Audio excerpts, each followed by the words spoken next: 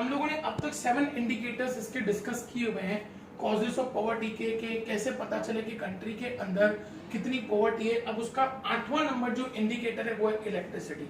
Students, electricity की facility तभी हमारे पास घर में अवेलेबल होती है जब हमारे पास पैसा होता है। अच्छा घर है तो अच्छे घर के अंदर इलेक्ट्रिसिटी की फैसिलिटी भी होना इंपॉर्टेंट है। दुनिया में आज स्टूडेंट्स इलेक्ट्रिसिटी के प्रोडक्शन में भी हम आगे हैं और कंजप्शन में भी आगे हैं। मतलब हम लोग प्रोडक्शन भी अच्छा खासा कर रहे हैं, कंजप्शन भी अच्छा खासा कर रहे हैं, लेकिन फिर भी कई सारे गरीब लोग ऐसे हैं जिनको इलेक्ट्रिसिटी की फैसिलिटी अवेलेबल नहीं है। One of the major factors in the development of any country is electric facility. क्योंकि स्टूडेंट्स इलेक्ट्रिसिटी होगी तो ही हमारे कई सारे इंडस्ट्रीज बिजनेसेस डेवलप होंगे।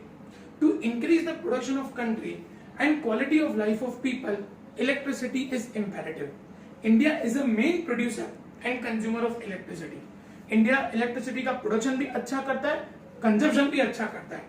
Then also because of high population and low per capita income, per person electricity consumption is very less. हमारे पे population बहुत ज्यादा है, electricity का rate भी ज्यादा है, लोगों की income कम है, इसीलिए वो लोग इलेक्ट्रिसिटी का बहुत सोच समझ के कंजप्शन करते हैं। स्टूडेंट्स, अब हमारा 9th नंबर पॉइंट आता है एजुकेशन। स्टूडेंट्स, अगेन जिसके पास पैसा होगा उसको एजुकेशन मिलेगा। आपके आसपास में कई सारे लोग ऐसे होंगे जो पढ़ना चाहते हैं, who wants to study but they are unable for that। वो नहीं कर पाते। क्यों नहीं कर पाते? क्योंकि उनके पास पैसा नहीं होता। तो एजुकेशन भी एक इंडिकेटर है जिससे पता चलता है कि कंट्री में क्या पॉवर्टी ज्यादा है या कम है।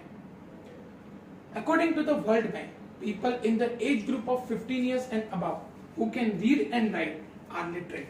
वर्ल्ड बैंक के हिसाब से जिन लोगों की उम्र 15 साल या उसके ऊपर है, वो कोई भी एक लैंग्वेज लिखना या पढ़ना जानते हैं, हम उनको लिटरेट पर्सन कहते हैं। इसका मतलब हम उनको पढ़ा लिखा इंसान कहते हैं। एंड रेस्ट आर इलिटरेट्स, और बाकी लोगों को हम लोग इलिटरेट बोलेंगे। Lack of education and training gives rise to incapable and less productive laborers in the country. Students, अगर education नहीं होगा तो ऐसे laborers create होंगे जो illiterate होंगे, जो untrained होंगे। Students, there is a fact, literate person can understand things very easily comparison to illiterate person। और वो illiterate क्यों रह गया है? क्योंकि उसके पास पैसा नहीं है। As a result, laborers get limited work opportunities and choices। जब वो पढ़े लिखे नहीं होते हैं तो उनके पास opportunities कम रहती हैं। Hence, less wages and low income increase poverty। अब ज्यादा उनके पास opportunities होती नहीं है, काम limited मिलता है तो पैसा भी limited मिलता है, और पैसा limited मिलता है तो वो poor रह जाते हैं। In 2011, Brazil had 91% literacy rate।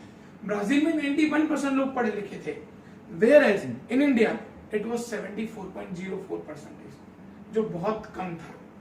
In Nepal 60% and 55% in Pakistan, which shows that in developing countries the literacy rate is comparatively very less। India, Sri Lanka, Pakistan जैसी कंट्रीज में लिटरेसी रेट बहुत कम है। क्यों? क्योंकि उनके पास उतना पैसा नहीं है कि वो अच्छा एजुकेशन ले सकें। लो education among poor makes them conservative and less acceptable to changes। वो पढ़े लिखे कम होते हैं, इसलिए वो चेंजेस को जल्दी से अडॉप्ट नहीं कर पाते हैं। जो दुनिया बदल रही है उस बदलाव को वो लोग एक्सेप्ट नहीं कर सकते, क्योंकि उस बदलाव को एक्सेप्ट करने के लिए उनको पैसा चाहिए जो उनके पास नहीं होता। High rate of ignorance is a strong indicator of poverty. On the level of पर capita income can not give the right estimate of poverty in the world.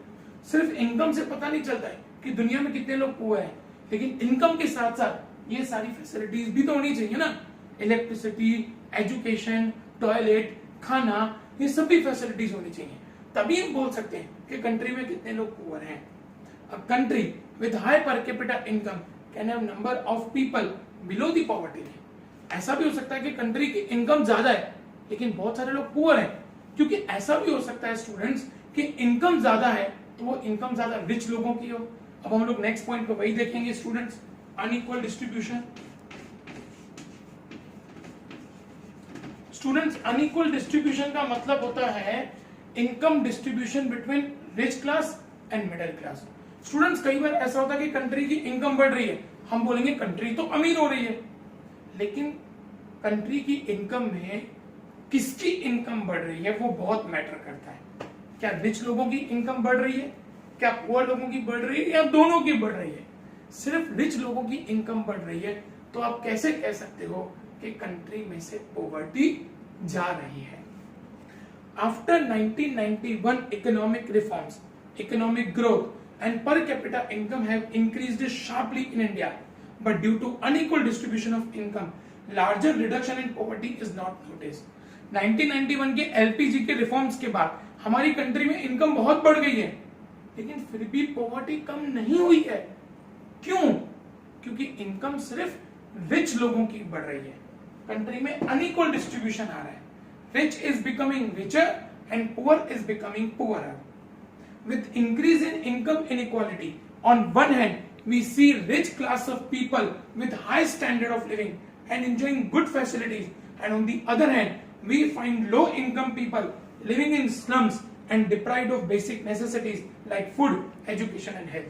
एक साइड पे वो अमीर लोग हैं जिनके पास सारी फैसिलिटीज हैं, दूसरी तरफ पे वो पुअर लोग हैं जिनके पास ना प्रॉपर खाना है, न रहने के लिए घर है और न कपड़े हैं। The table below shows the actual income of the top 1% rich class in USA, UK and India. Students, आप लोग देखेंगे ये 1% रिच लोगों की इनकम है। 1998 में यूएस में 1% रिच लोगों के पास कंट्री की टोटल इनकम का 15.2% जा रहा था। स्टूडेंट्स, 1% को 15.2% इनकम जा रही थी, जो इंक्रीज होके 2012 में 18.9 हो गई। यूके में 12.5 से 12.7, इट इज मॉडरेट। इंडिया 9 से 12.6।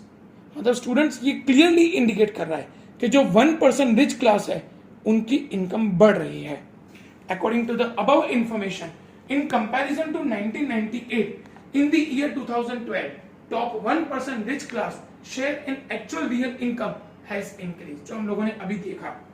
In comparison to 98, in the year 2012, actual national income of top 1% rich class in US has increased from 15.2% to 18.9%, UK 12.5 to 12.7, and India 9 to 12.6%.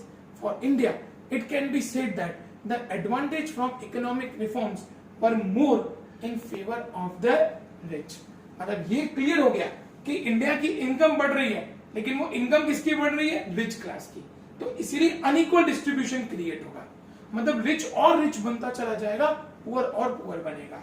So the disparity of income inequality is also one of the indicators of existing poverty. अब students, हम लोग आखिरी indicator discuss करेंगे, 11 number, high rate of unemployment. Student, इंसान के पास पैसा कहां से आता है? जब वो एम्प्लॉयड है। अगर वो अनएम्प्लॉयड है तो पैसा नहीं आएगा, पैसा नहीं आएगा तो पॉवर्टी आएगी। When people with working capacity and willingness to work at existing wage rate do not find work, they are unemployed. इंसान काम करना चाहता है लेकिन उसको काम मिलता नहीं है, उस इंसान को हम अनएम्प्लॉयड पर्सन कहते हैं। Low economic development and jobless growth after 1991 resulted in less development of employment opportunities in comparison to increase in supply of labor is the main reason of increase in unemployment. Students, India जैसी country में unemployment होने के कई सारे reasons हैं।